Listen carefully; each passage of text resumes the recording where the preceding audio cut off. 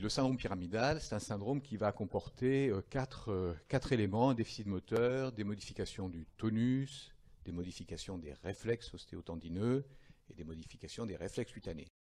Modification des réflexes cutanés, lorsque vous grattez le bord externe du pied, ici, en dessous, et le bord externe, vous remontez vers le pouce, normalement, vous avez une flexion des orteils. Donc, vous voyez, là, je passe en dessous. Il faut aller doucement, c'est pas agréable. Hein, vous voyez, les orteils se fléchissent. Hein, c'est une réaction normale. Là, et on passe en dessous vers le gros orteil, vers la base du gros orteil. Je vous refais. Voilà, on a une flexion.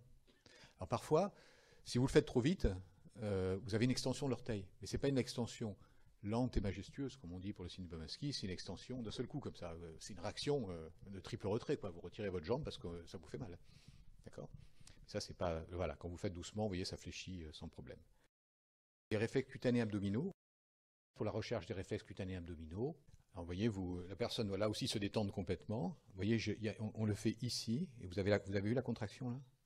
Toc.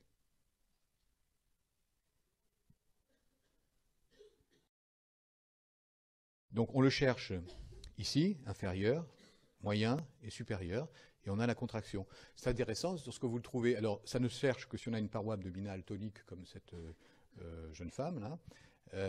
Si elle est flasque, machin, on ne voit pas les cutanés abdominaux, hein, par définition. Ce qui est intéressant, c'est quand on l'a d'un côté, pas de l'autre. C'est un signe qu'on se cherche volontiers dans les scléroses en plaques débutantes. Donc c'est souvent des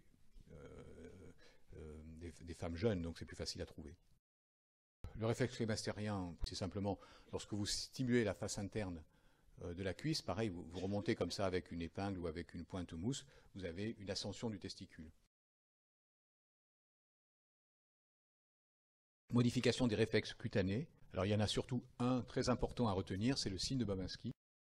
Et un signe de Babanski, c'est lorsque vous grattez le bord externe du pied, ici, en dessous, et le bord externe, vous remontez vers le pouce, comme ceci, par en dessous.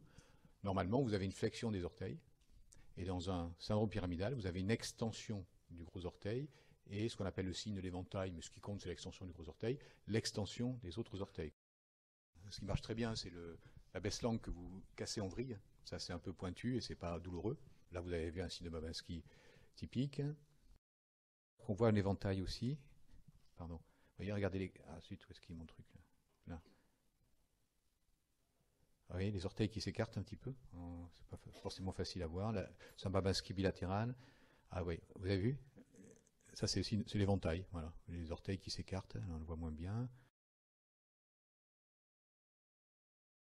Le réflexe de défense ou de triple retrait, s'il y a quelque chose qui stimule, mais il faut déjà avoir un syndrome pyramidal important, qui stimule sous le membre inférieur que vous testez, mais de façon souvent un petit peu douloureuse, mais pas toujours, vous avez cette réaction de triple retrait. C'est très gênant, par exemple, chez les patients qui ont une section médulaire, vous savez, après un accident de moto, choses comme ça, ils ont n'importe quoi, le drap qui pèse un peu trop sur le pied ou une stimulation parce qu'il y a une petite plaie, etc. Et bien ça leur donne des réactions de triple retrait comme ça, plusieurs fois de suite, ce qui est pénible. C'est pas un élément diagnostique, vous voyez, c'est si vous stimulez un petit peu, là il est discret en plus, hein, mais voyez, c'est ça. Donc en permanence, la personne peut avoir pour la moindre stimulation des mouvements comme ça, de tentative de triple retrait, comme s'il y avait une stimulation, ce qui est effectivement un peu désagréable. Les réflexes cutanés abdominaux, lorsque vous recherchez un syndrome pyramidal discret, et dans un syndrome pyramidal, ils sont abolis,